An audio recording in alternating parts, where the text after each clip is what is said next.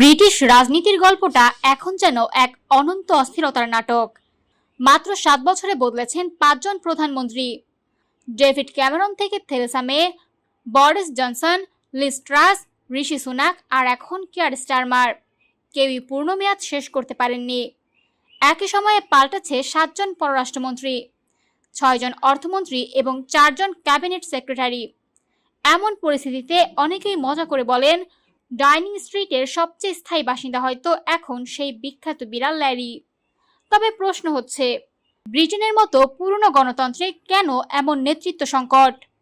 বিশ্লেষকদের মতে সমস্যা শুধু কাঠামোর নয়, নেতৃত্বেরও। ইনস্টিটিউট ফর গভর্নমেন্টের প্রধান নির্বাহী হানা হোয়াইট বলেছেন, ব্রিটেন অশাসনযোগ্য হয়ে যায়নি, কিন্তু একের পর এক সংকটে রাজনৈতিক দলগুলো শক্ত নেতৃত্ব দিতে ব্যর্থ হয়েছে। অন্যদিকে অধ্যাপক অ্যালন মেননের মতে, বিশাল সংখ্যাগরিষ্ঠতা থাকার পরও সেটাকে কাজে লাগাতে না পারা মূলত নেতৃত্বের দুর্বলতা। এর সঙ্গে নতুন চাপ তৈরি করেছে সোশ্যাল মিডিয়া। আগে একটি সরকারকে ফল দেখাতে সময় দেওয়া হতো, এখন কয়েক ঘন্টার মধ্যেই শুরু হয়ে যায় সমালোচনা, বিদ্রোহ, এমনকি দলীয় চাপ। সাবেক উপদেষ্টা থিও বাট্রাম বলেছেন, দেশের বড় সমস্যার সমাধান করতে 10 বছর লাগতে পারে, কিন্তু বর্তমান রাজনীতিতে কোনো প্রধানমন্ত্রীর হাতে সেই সময় নেই।